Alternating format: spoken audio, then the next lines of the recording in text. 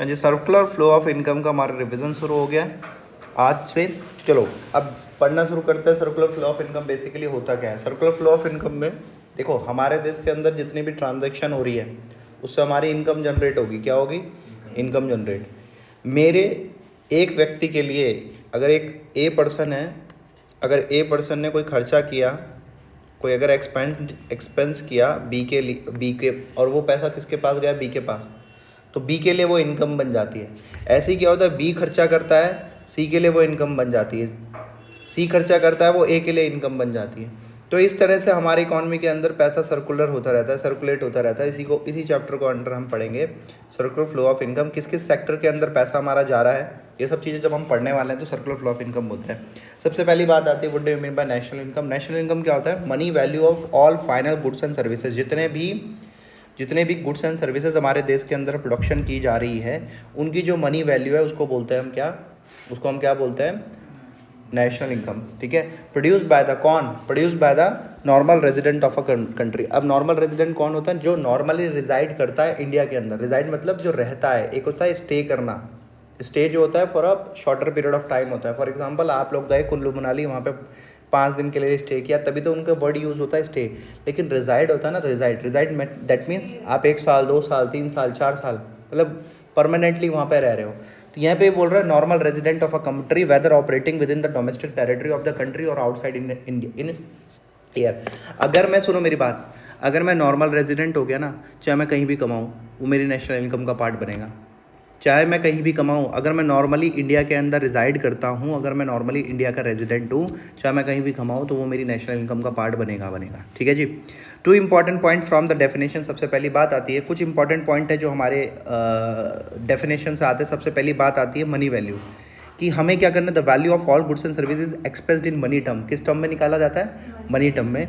Such as rupee, dollar etcetera, which is a common denominator, जिसमें सबको जितनी भी हम वैल्यू कर रहे हैं, गुड्स एंड सर्विसेज की प्रोडक्शन कर रहे हैं, उनको हम मनी में कैलकुलेट करते हैं। This is the thing. दूसरा है हमारा फाइनल गुड्स एंड सर्विसेज। क्या? Final goods and services. Why they have used final goods and services? देखो ये इंपॉर्टेंट है। There are 2 type of product, namely final product and the intermediate product. समझ में आ रही ना बात? There are 2 type of product, one is intermediate product and the final product. Final product are those. इस पे क्वेश्चन पूछ लिया जाता है, what do you mean bye final products and what do you mean bye intermediate products. इस पे question पूछ लिया जाता है। ठीक है, तो आप लोगों ने क्या कहना है? Final products are those goods and services which are sold to the final user during the year. Final goods वो होते हैं जो हमने फाइनल यूजर को बेचे हैं, जो कंज्यूम कर रहा है। क्या कर रहा है? कंज्यूम कर रहा है। इंटरमीडिएट प्रोडक्ट्स क्या होता है? Intermediate products are those goods and services which are used by the producer as input in the further production of the goods and services. Intermediate goods and services, goods जो होते हैं ना, intermediate products जो होता है, जो बीच में use किए जा रहे हैं, मतलब कंजम्पशन जिनका किया जा रहा है for the production of some other goods, जिनका हम यूज़ कर रहे हैं, उसको हम बोलते हैं क्या? Intermediate products. क्या बोलते हैं? इंटरमीडिएट। फॉर एग्जाम्पल अगर मैं जूता बना रहा हूँ तो उसके लिए जो लेदर यूज़ हो रहा है, that is my intermediate goods. ठीक है। जिस प्रोडक्ट का अगर हम फाइनल कंजम्पशन कर रहे हैं, that is my final goods. अच्छा, यहाँ पे ऊपर लिखा क्या था? मनी वैल्यू किसकी लेनी है? किसकी लेनी मनी वैल्यू? जब हम नेशनल इनकम निकालेंगे तो हम किसकी वैल्यू लेंगे? अरे गुड्स एंड सर्विसेज की, तो फाइनल गुड्स एंड सर्विसेज की लेंगे। किसकी लेंगे? Final goods and services, not intermediate product. Intermediate product की नहीं लेते हैं। इतनी बात होगी क्लियर? चलो, if we count production of the, सुनो मेरी बात, अगर हम इंटरमीडिएट कंजम्पशन का, सुनो मेरी बात, अगर हम इंटरमीडिएट प्रोडक्ट्स का वैल्यू को अगर हम ले लेते हैं, किस में? नेशनल इनकम की कैलकुलेशन में ले लेते हैं, तो it will lead to a problem of double counting. इससे क्या होगा? एक प्रॉब्लम आएगी, उसका नाम होगा डबल काउंटिंग। क्या आएगी? एक प्रॉब्लम आएगी, उसका नाम होगा डबल काउंटिंग। क्या आएगी? Double counting. If we count production of the intermediate goods then we may commit error of double counting. इससे हमारा क्या हो जाता है? Error of double counting. To overcome this error we take only final goods and services in the computation of the national income. समझे? इस error को ना हम कमिट करें, इसके लिए हम केवल क्या लेते हैं? फाइनल गुड्स एंड सर्विसेज लेते हैं। क्या लेते हैं? Final goods. ठीक है। तो अगर आप में से पूछा जाए what do you mean bye national income, तो नेशनल इनकम के बारे में आपने बताना है money value of all the final goods and services, money value of the final goods and services produced by the normal resident of the country with in the domestic territory of the country. Domestic territory के अंदर जो किया जा रहा है, किसके अंदर किया जा रहा है? यार इसे बंद कर दे यार, वहन चल रहे हैं, क्या कर रहे हैं? यही within the domestic territory of the country, whether operating within the domestic territory of the country or not. अगर आप नॉर्मल रेजिडेंट है इंडिया में, बाहर कहीं भी प्रोडक्शन कर रहे हो, अगर आप नॉर्मल रेजिडेंट है तो आपका वो नेशनल इनकम का पार्ट बन जाएगा. फॉर एग्जाम्पल देखो, a farmer produce wheat. Farmer क्या करता है? वीट प्रोड्यूस करता है, ये तो पता है आपको. And such which is produce for the production of the flour, and after that such flour is used for the production of the bakery product like bread. Then wheat is flour is a intermediate product for the production of the bakery. अब जो bakery वाला है, सुनो मेरी बात, farmer ने क्या किया? वीट बनाया. वीट कहाँ चला गया? बेकरी वाले के पास. बेकरी वाले ने उससे ब्रेड बनाया. तो बेकरी वाले के लिए जो वो वीट है, नहीं फ्लोर है, production of floor is use. Floor मतलब आटा. आटा जो है बेकरी वाले के लिए क्या है?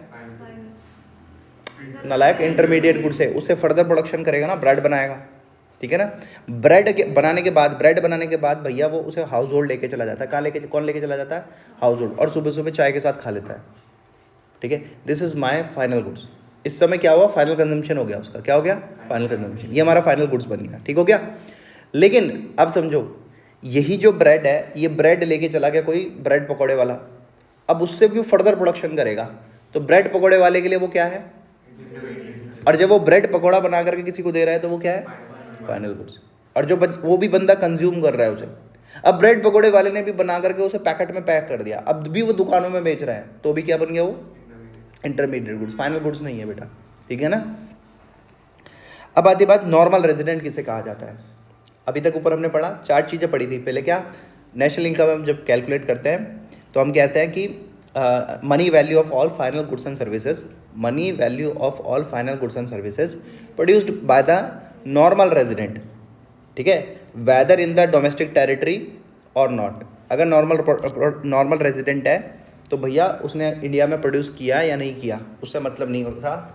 अगर वो नॉर्मल रेजिडेंट है, अगर इंडिया में कहीं मतलब वर्ल्ड में कहीं भी बैठ के भी प्रोडक्शन कर रहा होगा तो भी वो नेशनल इनकम का पार्ट बन जाएगा. अब हमारी बात आती है नॉर्मल रेजिडेंट किसे कहा जाता है. Normal resident are those person who ordinary reside in a country in which they live and whose economic interest lies in that country.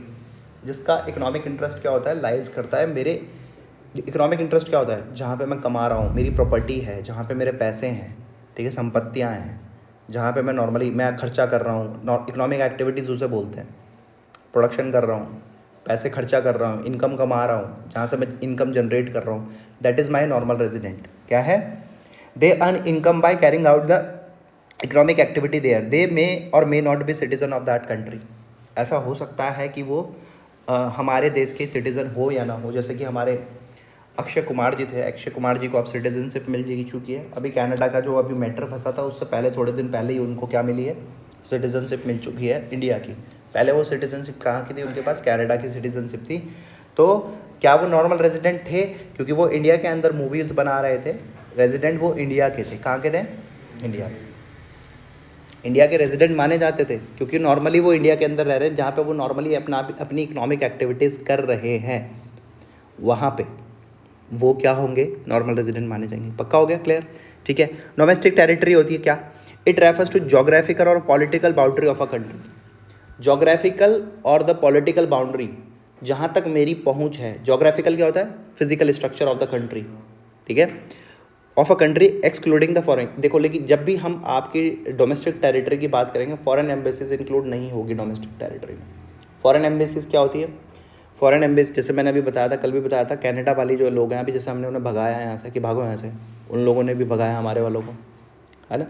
तो जो फॉरेन एम्बेसीज हैं जो हमारे इंडिया के अंदर हैं तो, बट हैं नहीं, वो हमारे इंडिया के अंदर हैं बट है नहीं. They will not be a part of domestic territory because they are independent bodies. क्या होती है वो? Independent bodies. We do not हम लोग उनको ना वो नहीं कर सकते, उनके ऊपर चला नहीं सकते, ये कर लो वो कर लो. मतलब हम उनको अपने अकॉर्डिंगली नहीं चला सकते. हमारे पास उनके राइट्स नहीं है. वो अपने हिसाब से चलते हैं. उनके क्राइटेरिया है काम करने का. वो उनको ये काम करना है तो वही काम करते हैं. हाँ, वो हमारा पार्ट बनेगा डोमेस्टिक टेरिटरी का.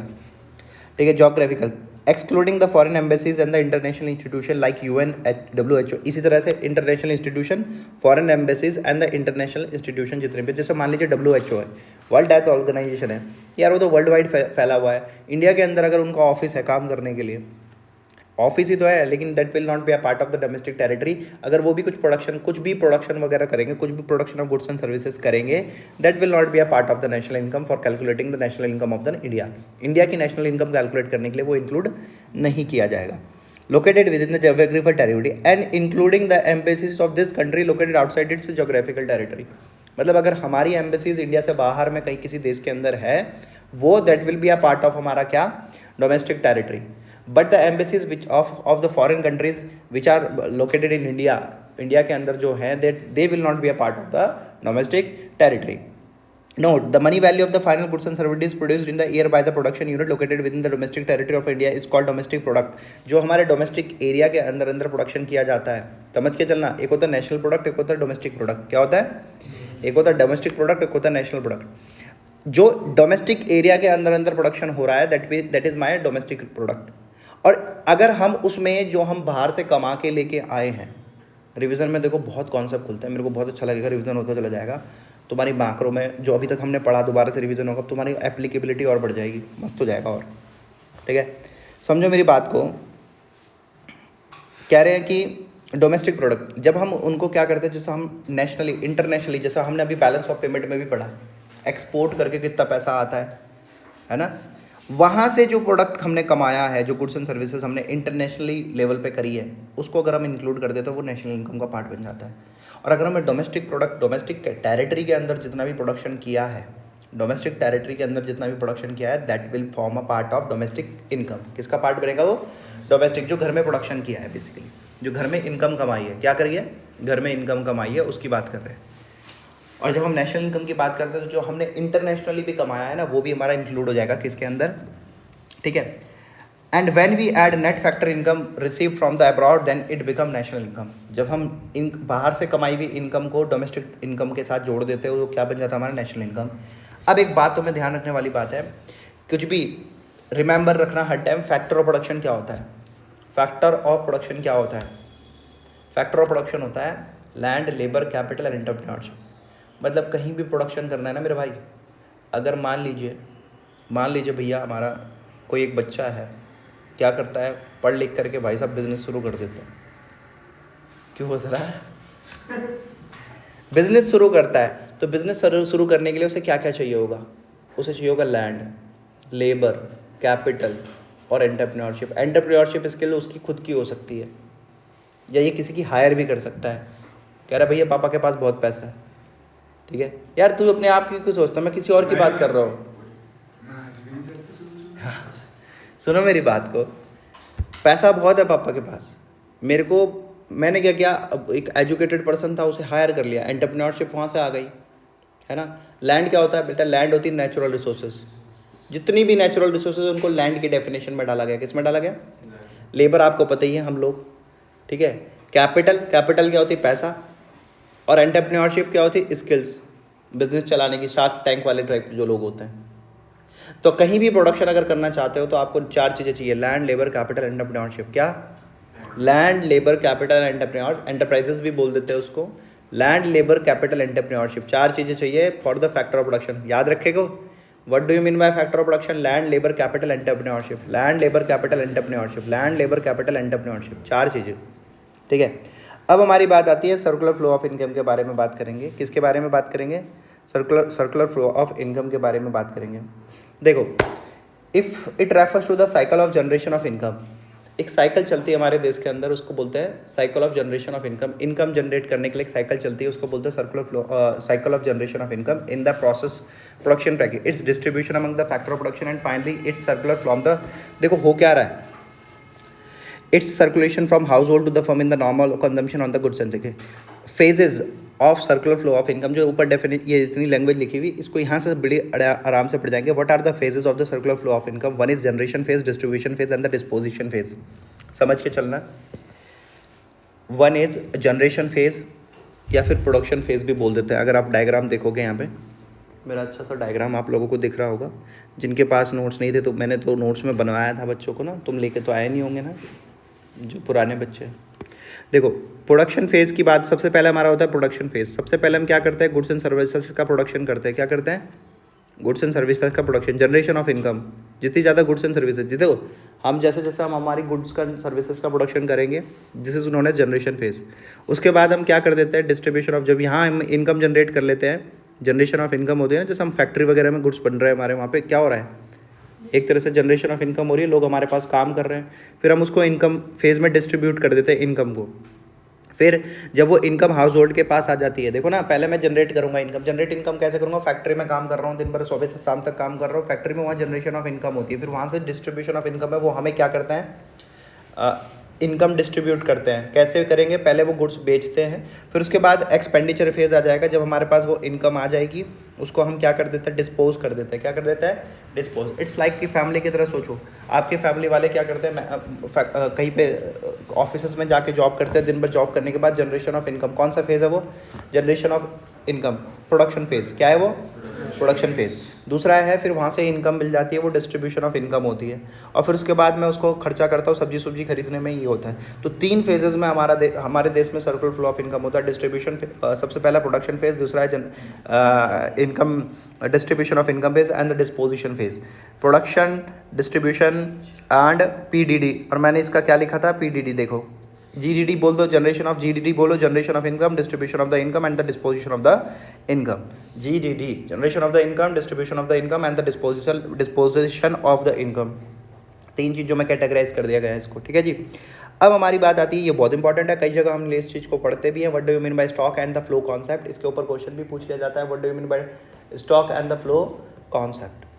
समझो, flow and stock concept. Stock is calculated on a particular date of time. For example, हमारा बिजनेस चल रहा था, हमारे as on 31 March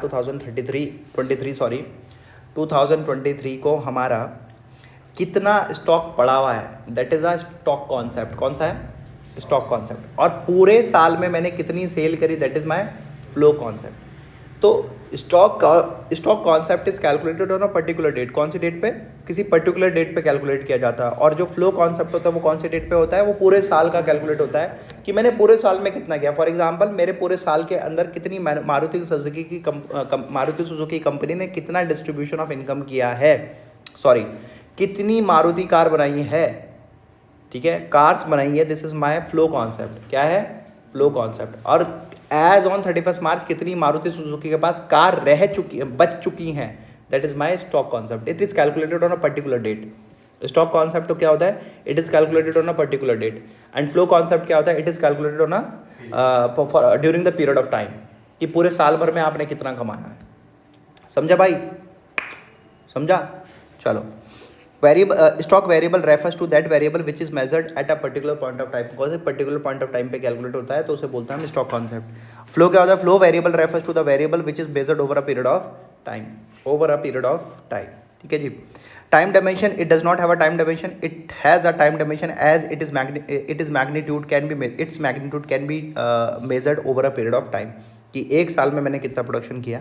it's nature of concept, it static concept, मतलब रुका हुआ है। It is calculated on a particular date, किसी पर्टिकुलर डेट पे कैलकुलेट हो रहा है, तो एक स्टैटिक कॉन्सेप्ट है। कैसा है, ये डायनामिक है। डायनामिक मतलब चेंज होता रहता है, पूरे साल भर में हम कितना प्रोडक्शन कर रहे हैं। और स्टॉक जो होता है पर्टिकुलर डेट पे कैलकुलेट होता है, चेंज नहीं होता, फिर जितना है वहीं है ना। Population, for example, population of India as on 31 March 2022, 31 March 2022 को उनकी पॉपुलेशन कितनी है इंडिया की, it is a stock concept. कौन सा कॉन्सेप्ट है, total number of Maruti car in India, India के अंदर आज की डेट में कितनी मारुति कार हैं, ये हमारा क्या एग्जाम्पल है, स्टॉक कॉन्सेप्ट का। मनी सप्लाई इन सर्कुलेशन, हमारे देश का कौन सब करता है मनी सप्लाई, इंडिया के अंदर कौन करता है, आरबीआई करती है मनी सप्लाई, ठीक है ना। नेशनल वेल्थ, हमारे देश की वेल्थ कितनी है। क्वांटिटी ऑफ वीट स्टोर्ड, हमारे देश के अंदर वीट स्टोर्ड कितना किया गया है। This is the example of क्या, स्टॉक कॉन्सेप्ट। और वेरिएबल में number of birth during the year, एक साल में हमारे देश के अंदर कितनी बर्थ हुई है, कितनी डेथ हुई है। Maruti car manufacture during the January 2022, मान लीजिए जनवरी 2022 में कितनी मारुति कार प्रोडक्शन हुआ है। एक्सपेंडिचर और ट्रांजैक्शन इन मनी, कितना हमारे साल भर में खर्चा किया है। नेशनल इनकम क्या आता है हमारा, अगर हम नेशनल इनकम कैलकुलेट करते तो वो पूरे साल की कैलकुलेट होती, तो वो हमारा क्या है, फ्लो कॉन्सेप्ट है। क्वांटिटी ऑफ वीट प्रोड्यूस, हमारे देश के अंदर कितनी वीट का प्रोडक्शन हुआ है during the year, that is my flow concept. अब आती है type of circular flow. there are two type of real flow, there are two type of flow, one is real flow and the second one is money flow. ठीक है, नाम से समझ में आ रहा है रियल फ्लो. When, समझो मेरी बात, it is like something like barter system. क्या है ये barter system? रियल फ्लो क्या होता है बेटा, जब एक सेक्टर ने कुछ फिजिकल आइटम आउटपुट दिया, उधर से भी फिजिकल कुछ निकल के आया. There is a barter system.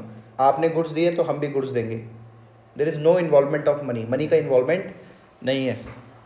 Real flow refers to the flow of factor services from the household to the firm and the corresponding flow of goods and services from the firm to the household. समझो जरा मेरी बात को. दो sector है, one is household sector, and the second one is firm sector. House hold sector के पास क्या होता है, फैक्टर सर्विसेज. देखो सुनो मेरी बात, वो जितनी भी हमारे पास वो होती थी ना फैक्टर ऑफ प्रोडक्शन, वो किसके पास, उसके मालिक कौन है, house hold sector. House hold sector मतलब पब्लिक को बोलते हैं एक तरह से. हाउस होल्ड सेक्टर क्या है, हाउस होल्ड सेक्टर पब्लिक. सबके पास नेचुरल रिसोर्सेज कहाँ से आएगी, हाउस होल्ड सेक्टर से आएगी. कौन लेगा, फर्म कहती है हमें दे दो, फर्म कहती है हम दे दो, हम प्रोडक्शन करेंगे. फैक्टर ऑफ प्रोडक्शन होते किसके पास है, फैक्टर ऑफ प्रोडक्शन होते किसके पास है, फैक्टर ऑफ प्रोडक्शन होते हैं हमारे हाउस होल्ड के पास. किसके पास होते हैं, तो देखो फैक्टर सर्विसेज दी किसने, हाउस होल्ड सेक्टर ने फैक्टर सर्विसेज दी. क्या होती है factor services, land, labour, capital and enterprise. किसने दिया, हाउस होल्ड सेक्टर ने फर्म को दिया. और फर्म ने गुड्स एंड सर्विसेज दी है किसको, हाउस होल्ड को. फर्म ने गुड्स एंड सर्विसेज दी है हाउस होल्ड को. बताओ if there is any involvement of money का कोई इन्वॉल्वमेंट है वहाँ पे, बिल्कुल भी नहीं है. हमने आपको खून दिया, उन्होंने भी हमें खून ही दिया, मतलब फिजिकल थिंग दी कुछ ना कुछ, मनी में कोई बात नहीं हुई. This is known at real मतलब फिजिकल. क्या होता है, फिजिकल फ्लो जब हमारा हो रहा है. समझ में आ गई बात. As can be seen from the above diagram, household provide factor services to the firm which in turn provide goods and services to them as a reward for their productive services. ठीक है, जो आपने हमें काम दिया है, हम आपको गुड्स एंड सर्विसेज सप्लाई करेंगे. क्या करेंगे, supply. It is also known as physical flow. इसको क्या बोला जाता है, फिजिकल फ्लो भी बोला जाता है. There is only exchange of goods and services between two factor without involvement of any money. दो फैक्टर के बीच में क्या हो रहा है, गुड्स एंड सर्विस का इन्वॉल्वमेंट हो रहा है. ठीक है, एक्सचेंज हो रहा है. Real flow determine the magnitude of growth process in an economy. ये इंपॉर्टेंट पॉइंट है. क्या शो करता है कि हमारा देश कितना ग्रो कर रहा है. जितना ज़्यादा प्रोडक्शन होगा हमारे देश के अंदर, दैट मीन्स हमारा देश ग्रो कर रहा है. पहले हम प्रोडक्शन करते थे 100 टन का, अब हमारा देश कर रहा है प्रोडक्शन 200 टन का. This shows the production of goods. क्या है, हमारे देश में प्रोडक्शन बढ़ रहा है, ग्रोथ बढ़ रही है. क्या बढ़ रही है, ग्रोथ. तो अगर हमारे देश के अंदर नीचे गिर गया उसका, अगर हम, हाँ मेरे पे टाइम वेस्ट भी नहीं कर सकता भाई, रिकॉर्डिंग हो रही है, रिवीजन है, वरना गालियाँ देंगे जो रिवीजन वाले होंगे इससे अगर करेंगे तो. सुनो बात समझो. कह रहे हैं कि there is only exchange of goods and services between the two sector. दो सेक्टर के बीच में गुड्स एंड सर्विसेज में क्या है, exchange of goods and services है. There is no involvement of the money का कोई इन्वॉल्वमेंट नहीं है. रियल फ्लो हमें बताता है कि हमारा देश कितना ग्रो कर रहा है. क्या कर रहा है, ग्रो कितना कर रहा है. जितना ज़्यादा प्रोडक्शन ग्रो करेगा उतना ज़्यादा हमारा शो करेगा कि हमारा देश क्या हो रहा है, ग्रो हो रहा है. क्या हो रहा है, ग्रो हो रहा है. ठीक है. For example, when more factor services are offered to the firm, जितनी ज़्यादा फैक्टर सर्विसेज दी जाएंगी, then volume of production will be more and it speed up the process of the economic growth. जितना ज़्यादा हमारे को रिसोर्सेज प्राप्त होगी उतना ज़्यादा प्रोडक्शन हम कर पाएंगे. फॉर एग्जाम्पल, अगर हमारे को कहीं से वो मिल जाता है बायोगैस बनाने का, हमारे को बहुत सारी, जैसे लिथियम मिल जाता है ना, लिथियम जिससे बैटरी बनती है ना. कहीं पर अगर हमें मिल गया खूब सारा स्टॉक, तो हमारा लिथियम बैटरी का प्रोडक्शन बढ़ जाएगा बहुत ज़बरदस्त. गोल्ड मिल गया को गोल्ड का प्रोडक्शन बढ़ जाएगा ना. तो जितना ज़्यादा फिजिकल फ्लो होगा, जितना ज़्यादा रियल फ्लो होगा, उतना ज़्यादा हमारा देश ग्रो करता है. अब आती है मनी फ्लो के बारे में. when there is exchange of money for in respect of the, देखो सुनो मेरी बात, मैं तुम्हें पैसा दूंगा, तुम भी मुझे पैसे दो. मैं तुम्हें पैसा दूंगा, तुम भी मुझे पैसे दो. समझे बात को. एक बात बताओ, हाउस होल्ड सेक्टर ने फर्म सेक्टर को क्या दिया है, फैक्टर ऑफ फैक्टर सर्विसेज या फैक्टर ऑफ प्रोडक्शन, जो भी बोलना चाहो कुछ भी बोल सकते हो। हाउस होल्ड सेक्टर ने फैक्टर ऑफ प्रोडक्शन दिया या फैक्टर ऑफ सर्विसेज दी है किसको? उन्होंने उनको गुड्स एंड सर्विसेज सप्लाई कर दी, तो this is known as real flow. अब मनी सप्लाई में क्या हुआ, जब फैक्टर ऑफ प्रोडक्शन दी गई किसकी? हाउस होल्ड सेक्टर की। अगर उन्होंने उसके बदले में मान लीजिए मनी दिया, तो जैसे क्या होता है, फर्म क्या करती है, आप हमें फैक्टर सर्विसेज देते हो तो हम आपको फैक्टर पेमेंट करते हैं। क्या करते हैं? Factor payment. जैसे कि रेस्ट इन पीस डब्लू, है ना, यहाँ पे हर बार हम बोलते हैं rest in peace W. Rest in peace का मतलब, आर का मतलब होता है रेंट, आई का मतलब होता है इंटरेस्ट, पी का मतलब होता है प्रॉफिट, और डब्लू का मतलब हो गया वेजेस। तो हमारे को देखो रेंट मिलेगा, अगर मैं अपनी प्रॉपर्टी दे रहा हूँ किसी को, तो फर्म मेरे को क्या करती है? रेंट देती है। वेजेस क्या होता है बेटा? जो मेरे लेबर काम करती है ना, जो लेबर काम कर रहे हैं वहाँ पे जाके उनको लेबर को पैसे मिलते हैं। इंटरेस्ट, वेजेस या सैलरी भी बोल दो, जब अब हम काम कर रहे हैं वहाँ पे तो हमें क्या मिलता है? सैलरी वगैरह मिलती है, और प्रॉफिट भी मिलता है। जो भी प्रॉफिट मैंने कमाया मैं किसको डिस्ट्रीब्यूट कर देता हूँ? जिससे मैंने पैसे लिए थे। तो दिस इज़ द थिंग, जब आप, और सुनो, जब हमारे पास ये पैसा आ गया, हाउस होल्ड फर्म के पास से ये हाउस होल्ड के पास पैसा आ गया, इसको खर्चा जब हम कर देते हैं, जब हम इस पैसे को हम कहाँ यूज़ कर लेते हैं? खर्चे के अंदर, consumption of goods and services का कर लेते हैं। इट इज़ नोन एज हमारा मनी फ्लो। मतलब मैंने आपको पैसे दिया, आप मुझे क्या दोगे?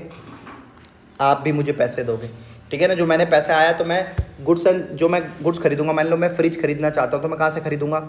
मेरे को कहाँ जाना पड़ेगा? फर्म सेक्टर के पास जाना पड़ेगा। कहाँ जाना पड़ेगा? Firm sector. As seen in the diagram, firm make factor payment to the household for their factor services, and household spend this income on the purchase of goods and services produced by the firm. It is also known as nominal flow. इसको क्या बोला जाता है? Nominal flow. It involve exchange of money between the two sector. जब to sector के बीच में money केवल मनी का क्या है? फ्लो है। It is known as money flow. ठीक है जी, ये सब हमारी बात आ गई क्लियर।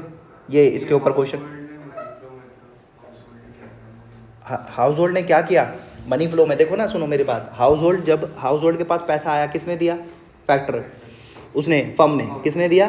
फर्म ने क्यों दिया? क्योंकि हमने उनको फैक्टर सर्विसेज दी थी। क्या दी थी? फैक्टर सर्विसेज, कुछ काम करके दिया था। उस फैक्टर सर्विसेज के बदले में हमें क्या मिला? पैसा मिला। उस पैसे से हम क्या करेंगे? फर्म सेक्टर से गुड्स एंड सर्विसेज खरीद लेंगे। क्या खरीद लेंगे? गुड्स एंड सर्विसेज खरीद लेंगे, ठीक है ना, फर्म सेक्टर से। मुझे बस सोचो ना, एक बात बताओ मेरे को, अगर तुम्हें कुछ भी चीज़ खरीदनी है, अगर मान लो तुम्हें आटा खरीदना, तो कहाँ जाओगे? फर्म सेक्टर के पास। दुकानों पे जाते हो कि नहीं जाते हो? वो फर्म सेक्टर है, प्रोडक्शन सेक्टर है। क्या है? प्रोडक्शन सेक्टर या फर्म सेक्टर बोल दो सर, क्या बोल दो? ठीक है, चलो अब आज हमारे 4 सेक्टर ऑफ द इकोनॉमी में 4 सेक्टर पाए जाते हैं। पहला होता है हाउस होल्ड सेक्टर, आपको इसमें बताने की जरूरत नहीं होती। प्रोड्यूसिंग सेक्टर होता है, प्रोड्यूसिंग सेक्टर कौन होता है? फर्म। हाउस होल्ड सेक्टर में क्या होता है? It include consumer of the goods and services and also owner of the factor of production. ध्यान से समझना क्या बोला उन्होंने। हाउस होल्ड सेक्टर 2 काम करता है, क्या? एक तो consumption of goods and services करता है, साथ साथ प्रोडक्शन के फैक्टर ऑफ प्रोडक्शन भी यही प्रोवाइड करता है। सप्लायर भी यही होते हैं, owner of factor of production, मालिक भी यही होता है फैक्टर ऑफ प्रोडक्शन के। लैंड, लेबर, कैपिटल, एंटरप्रेन्योरशिप कहाँ से निकल के आएगी? हाउस होल्ड सेक्टर से ही निकल के आएगी। कहाँ से निकल के आएगी? हाउस होल्ड सेक्टर से। और ये कंज्यूमर भी होते हैं, जो भी प्रोडक्शन सेक्टर प्रोड्यूस करेगा उसका कंजम्पशन भी कौन करेगा? हाउस होल्ड सेक्टर करेगा। They supply factors like land, labor, capital, and entrepreneurship, and receive income in return from in the form of rent, wages, interest, and the profit respectively. क्या करता है वो? दे सप्लाई, क्या करता है वो? सप्लाई बताओ, लैंड, लेबर, कैपिटल, एंटरप्रेन्योरशिप। क्या सप्लाई करते हैं बताओ? हाउस होल्ड सेक्टर क्या सप्लाई करेंगे? Land, labour, capital, entrepreneurship. और उसके बदले में उन्हें क्या मिलेगा? फैक्टर पेमेंट मिलेगी। क्या मिलेगी? फैक्टर पेमेंट क्या क्या होती है? Rent, interest, wages and the profit. Rest in peace बोल के बोल सकते हो, rent, interest, profit and the wages. Rent, interest, profit and the wages हैं। गुड्स एंड सर्विस देंगे तभी तो हमें फैक्टर पेमेंट मिलेगी। हाँ हाँ, तो आपने बोला factor of production, factor of production हम ही तो देते हैं उन्हें। हाउस होल्ड सेक्टर सप्लाई करता है ना उनको प्रोडक्शन। गुड्स एंड सर्विस मिलती है ना फर्म से। वो तो रियल फ्लो में है। अगर हम रियल फ्लो की बात करें, मतलब एक तरफ से फिजिकल गया, उधर से भी फिजिकल आया, वो तो रियल फ्लो की बात कर रहे थे। लेकिन होता क्या है एग्जैक्टली होता क्या है? मिलता तो पैसा है ना, होता है कि नहीं होता? देते हम फिजिकल फ्लो है, मिलता है हमें मनी फ्लो है पहले, फिर उसी प्रकार से उस मनी फ्लो से हम पहले खर्चा करते तब हमें गुड्स मिलता है। होता तो यही है। लेकिन अगर मैं बोल रहा हूँ 2 फ्लो बताया उन्होंने, लेकिन अगर गुड्स दे, मतलब फिजिकल चीज़ दे के फिजिकली चीज़ मिल रही है, वो फिजिकल फ्लो है, रियल फ्लो है, ठीक है। पैसा दे करके पैसा मिल रहा है तो वो क्या है? हमारा मनी फ्लो है। बता भाई, नींद आ गई? सुन रहा हूँ मैं। हाँ, कितने सेक्टर होता है? There are 4 sector. क्या होता है? अबे ये कहाँ से बला आ गया? अबे हट जा यार। हाँ, there are 4 sector. One is household sector, second one is production sector, third one is government sector and the last one is rest of the world sector और the foreign sector. Rest of the world sector और the foreign sector. Got it? Rest of the world sector और the foreign sector. Models of there are 3 model. शायद तुम्हारे syllabus में तो दो ही है ना, 2 sector model and 3 sector model, यही है ना बस, है ना? 2 सेक्टर ही है बस। तो 2 सेक्टर मॉडल में क्या होता है? Circular flow in a simple economy. 2 sector model में क्या होता है? देखो सुनो मेरी बात। It is Hume existence only तो 2 सेक्टर। इसमें केवल 2 सेक्टर होता है, एक होता है house hold sector and the firm sector. मुझे बताओ हाउस होल्ड सेक्टर क्या देगा? तो इसको तो डायग्राम से समझ लो ना, मैं बना के दिखा देता हूँ। मैं तो ये ऐसे ही करता हूँ, मेरे को तो याद। House hold sector, house hold, और एक होता है हमारा फर्म। ये क्या होता है? Owner of the factor of production होता है। तो ये क्या देंगे बेटा? इनको फैक्टर सर्विसेज देंगे। क्या देंगे? Factor services. For example land, labour, capital, entrepreneurship. और फर्म आपको क्या सप्लाई करती है? Factor payment. क्या प्रोवाइड करती है? Factor payments. फैक्टर पेमेंट किस वेज में? Rent, interest, profit and wages. और क्या करती है बेटा इससे? फिर उसके बाद जब इनके पास फैक्टर पेमेंट आ जाती है, फिर उसके बाद क्या करती है? वो गुड्स एंड सर्विसेज सप्लाई करते हैं। वो ये गुड्स एंड सर्विसेज इनको सप्लाई करता है, गुड्स एंड सर्विसेज प्रोवाइड करता है, और उसके बदले में उनको वो क्या करते हैं? वो फैक्टर ऑफ प्रोडक्शन नहीं बे, फैक्टर ऑफ प्रोडक्शन तो दे दी ना मेरे भाई। अब वो क्या करेंगे? एक्सपेंडिचर, कंजम्पशन एक्सपेंडिचर बोलते हैं। क्या करते हैं? Consumption expenditure. वो करते हैं कंजम्पशन एक्सपेंडिचर। क्या करते हैं? Consumption expenditure. ठीक है। There are 2 sector model circular flow in a simple economy. It assume there is only 2 sectors, household sector and the firm sector. Household are the owner of the factor of production and the consumer of the goods and services. Firm produces goods and services and sell them to the household. It is a simple form of closed economy in which there is no government sector and the foreign trade. इसमें government sector नहीं होता और foreign trade नहीं होता है। Closed economy और the open economy है, concept आया। closed economy और open economy क्या होती है वो भी समझ लेते हैं। Close economy has no economic relation with the relationship with the rest of the world. ये क्लोज्ड है भैया, मना नहीं, मतलब हमें मतलब ही नहीं है यार। तुम लोग हमारे देश में मत आओ, हम तुम्हारे देश में नहीं आएंगे। हम अपना खाएंगे, हम अपना पिएंगे, हमें कोई मतलब नहीं है। हमें कोई पढ़ाई नहीं करनी, हमें ये नहीं करना, हमें न्यूयॉर्क नहीं जाना, कुछ नहीं जाना। हमें भाई अपनी लाइफ को हेल नहीं बनाना। आप हमसे दूर रहिए। क्या करिए? आप हमसे दूर रहिए। However in current scenario there is hardly any country which does not have any economic relation with the other nation. सबके साथ आजकल कोई कंट्री ऐसे नहीं रही गई है जिसका कोई भी इकोनॉमिक इंटरेस्ट ना हो दूसरी कंट्री के साथ। ओपन इकॉनमी क्या होती है? It is an economy which has the relation with the rest of the world. Open economy, मैं तो ओपन हूँ भाई, मैं तो कहीं भी जा सकती हूँ, क्या ना? It's like that. ये हमने पढ़ लिया, पूरा का पूरा चैप्टर वो पढ़ लिया हमने। अच्छा सुनो, एक बात बताओ, यहाँ से सुनो मेरी बात। पहला अगर आउटर लेयर बताए, आउटर लेयर देख रहे हो, यहाँ पे हमने फैक्टर सर्विसेज बताई, लैंड, लेबर, कैपिटल और एंटरप्रेन्योरशिप प्रोवाइड करी हाउस होल्ड सेक्टर ने। उसके बदले में अगर हम यहाँ देखें तो इन्होंने क्या प्रोवाइड किया? गुड्स एंड सर्विसेज प्रोवाइड किया। ये क्या शो करता है? रियल फ्लो या फिजिकल वो मनी फ्लो? देखो यहाँ भी हम गुड्स दे रहे हैं, मतलब यहाँ पे भी कुछ फिजिकल फॉर्म में दे रहे हैं, यहाँ भी हमें फिजिकल फॉर्म में मिले। और इंटरनल में क्या है? Consumption expenditure. यहाँ से हमें फैक्टर पेमेंट मिली, रेस्ट इन पीड वेजेस मिले हमें, RIP वेजेस। और इधर से हमें क्या मिला? Purchase of goods and services. हम यहाँ पे ये बोलते हैं मनी फ्लो। तो देखो, तो आउटर लेयर पे हमने रियल फ्लो दिखा दिया, इनर लेयर पे हमने क्या दिखा दिया? Money flow. कोई बात नहीं, फर्क नहीं पड़ता, ऊपर बना दो नीचे बना दो, कोई इशू नहीं है। इट्स लाइक कुछ नहीं है भाई, कहीं भी बना सकते हो और अपने आप बना सकते हो भाई। मैं तो कहता हूँ याद भी करने की जरूरत नहीं होती जब तुम समझ चुके हो कि क्या दे रहा है क्या नहीं दे रहा है। इंपॉर्टेंट क्या था? एक तो स्टॉक फ्लो और स्टॉक कॉन्सेप्ट और द फ्लो कॉन्सेप्ट, इसको बहुत अच्छे से ध्यान रखना कि इसका आ ही जाता है। और स्टॉक फ्लो जो होता है हमारा क्या होता है? As calculated on a particular date. और जो फ्लो कॉन्सेप्ट होता है it is calculated over the period of time. ठीक है, ड्यूरिंग द ईयर, एक साल में हमने कितना कमाया, एक साल में कितना खर्चा किया। ठीक है, तो ये पूरा डायग्राम आ जाएगा, total production of goods and services, total consumption. अच्छा, इसमें जो 2 सेक्टर मॉडल होता है ना, सुनना मेरी बात को, 2 सेक्टर मॉडल में पता क्या होता है? ये बातें समझ सकते हो क्या? ऐसा कह सकता हूँ मैं? बातें बताओ रवि, बताना ज़रा। वो कहते हैं total production of goods and services. 2 sector model में goods and services by the firm, जितना प्रोडक्शन किया उतना ही कंजम्पशन होता है goods and services by the household. क्या ये बात सही है? बिल्कुल सही है, बिल्कुल सही है भाई। मैंने जितना प्रोडक्शन किया उतना तुम ही तो खरीदोगे, मैं किसी और को तो बेच नहीं सकता, कोई और सेक्टर है नहीं। तो भाई जितना मैं प्रोडक्शन करूँगा आप उतना ही खरीदोगे। Factor payment by the firm, जो मैं फैक्टर पेमेंट करता हूँ is equal to the factor income of the household. जितना मैं फैक्टर इनकम, मैं जितनी फैक्टर पेमेंट कर रहा हूँ उतनी आपकी इनकम है। ये भी कह सकता हूँ कि नहीं कह सकता हूँ? कह सकता हूँ ना? हाँ। Consumption expenditure bye the house hold is equal two factor income for the house hold. देखो सब ध्यान से सुनना, जो मैंने कंजम्पशन किया, हाउस होल्ड वालों ने जो खर्चा किया, is equal to the factor income for the household. उतनी तो इनकम होगी। क्या सेविंग करते हैं क्या वो? सेविंग करते, जितना मैं खर्चा करूँगा उतनी सेविंग तो मैं कर नहीं रहा हूँ ना। कहाँ करूँगा? बैंक नहीं है मेरे पास, कुछ भी नहीं है अपने पास, संभाल के रख सकता हूँ, बट वो सेविंग का पार्ट नहीं होता ना, उससे खर्चा ही करूँगा कभी ना कभी। तो जितना मैंने कमाया उतना ही मैंने खर्चा करता है, तो दैट मीन्स जितना मैंने खर्चा किया वही मेरी इनकम थी। कह सकता हूँ फैक्टर इनकम हो जाएगी। Real flow in the form of factor services and final goods and services is equal to the money flow between the firm and the household. क्या ये बोल सकते हैं? क्या real flow is equal to the money flow होगा? हाँ बिल्कुल होगा। जितना मैं गुड्स एंड सर्विसेज का फिजिकल फ्लो करूँगा उतना ही मेरा रियल मनी फ्लो भी तो वहीं से उतना ही आएगा, उतनी वैल्यू का ही तो आएगा। समझे बात को? जितनी मैंने फैक्टर सर्विसेज दी उतनी की तो मुझे पेमेंट मिलेगी। ठीक है, तो दिस इज़ द थिंग। अब ये तुम्हारे सिलेबस का पार्ट नहीं है, अगर आप लोग करना चाहते हो तो कर सकते हो। ये तो पूरा मैंने तो बना ही रखा है, ये ऑलरेडी अब सिलेबस का पार्ट है नहीं, तो we can finally conclude that. अच्छा ये एक इम्पॉर्टेंट है, लीकेज एंड इंजेक्शन। ये भी नहीं था, पार्ट नहीं है, ये भी लीकेज इंजेक्शन का।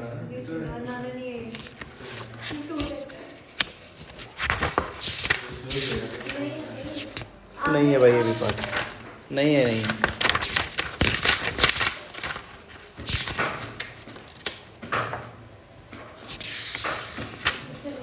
भाई, इसने दे तो रखा है, वो भी उसमें दे रखा है, क्या बोलते हैं, पावर बूस्टर में भी पड़ा है लीकेज एंड इंजेक्शन।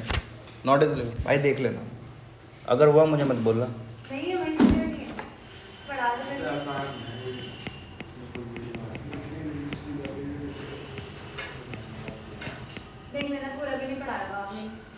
पढ़ाया हुआ था भाई, मैंने सब पढ़ाया था, मैंने कुछ नहीं छोड़ा था। मैंने कहा पढ़ने में दिक्कत क्या है। अच्छा ये पढ़ लो यार, कुछ भी थोड़ा सा छोटा सा कॉन्सेप्ट है, पढ़ लो। लीकेज और इंजेक्शन का मेरे को इंपॉर्टेंट लगता है, तो मे भी शायद इसे ना छोड़े, हो सकता है।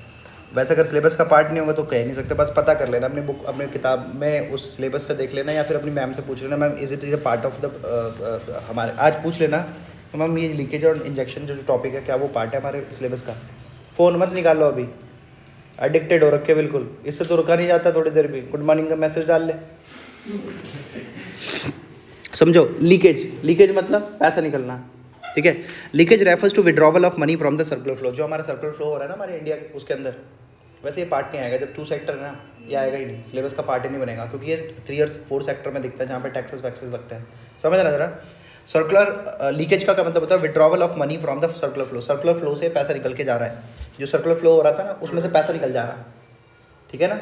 For example when house hold and the firm have save their part of their income. For example जैसे मैं 1 लाख रुपए कमाता था, मैंने 80,000 रुपये खर्चा किया, 20,000 रुपये सेव कर दिया, तो सर्कुलर फ्लो ऑफ इनकम में 1 लाख हो सकता था, लेकिन मैंने कितना किया? 80,000। तो saving is a part of leakage.